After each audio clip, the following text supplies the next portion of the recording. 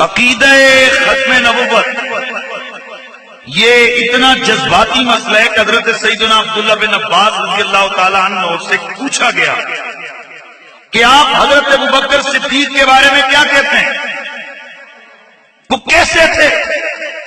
تو آپ نے فرمایا کان رجل رقیق القلب، بڑے نرم دل آدمی تھے۔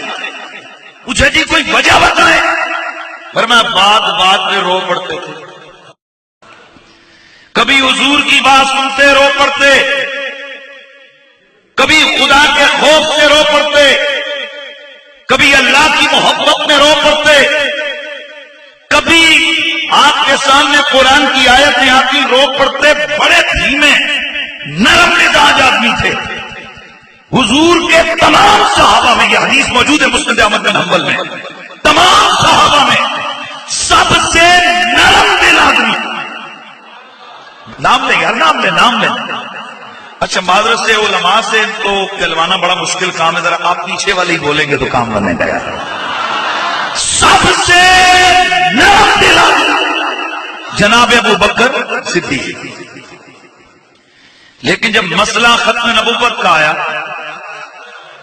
بزم صحابہ مشاورت ہو رہی ہے کہ مسیلمہ کذاب کے خلاف ہم نے کیا سلسلہ کرنا ہے، تو اس میں دو رائے صحابہ کی۔ کچھ نے کہا کہ جائیں اور جا کے اس کو رگڑ دیں، لیکن کچھ نے محتاط مشورہ دیا کہ جناب اگر ہم اپنی فوجیں اس ملک میں داخل کریں گے تو پیچھے ہماری ریاست کا یہ ہیڈ آفس اور یہ ہمارا دارالخلافہ مدینہ یہ خالی رہ جائے گا، اور ممکن ہے کہ کوئی دشمن آ کر یہاں ہمارے بچوں اور ہماری عورتوں کو قیدی بنا کے لے جائے۔ جناب صدیق نے دونوں طرف کی بات سن کر لاسٹ فیصلہ کیا۔ وہ فیصلہ کیا تھا؟ آپ نے فرمایا ہم جا کے رسول کی ختم نبوت کے باغی کو اس کے گھر میں ماریں گے۔ اور رہ گیا یہ سوال کہ جناب ہمارے بچے اور عورتیں، اللہ کی قسم ہے اگر ہماری عورتوں کی بوٹیاں ڈرتے نوچ کے لے جائیں، میں تب بھی ختم نبوت کے اس ڈاکو اور اس غدار کو اس دھرتی پہ زندہ رہنے کی اجازت نہیں دے سکتا۔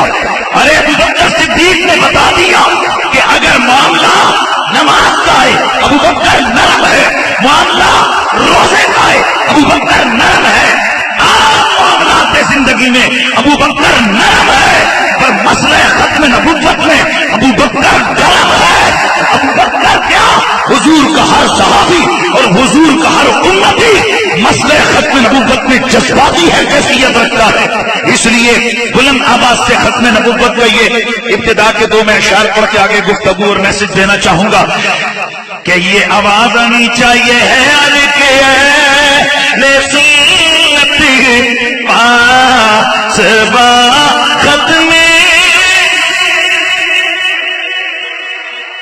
ختم نبوت کا ہے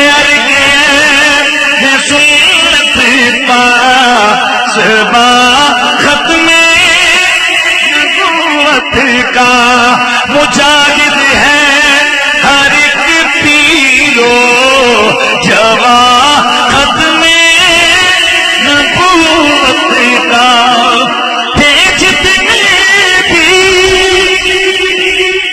نبی نبوت کوئی وقت تھی مگر ہے حشر تک سارا زمان ختم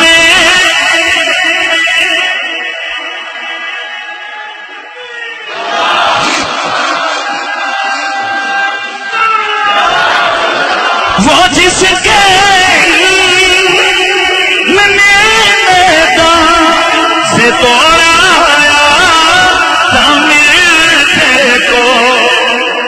وہ جس کے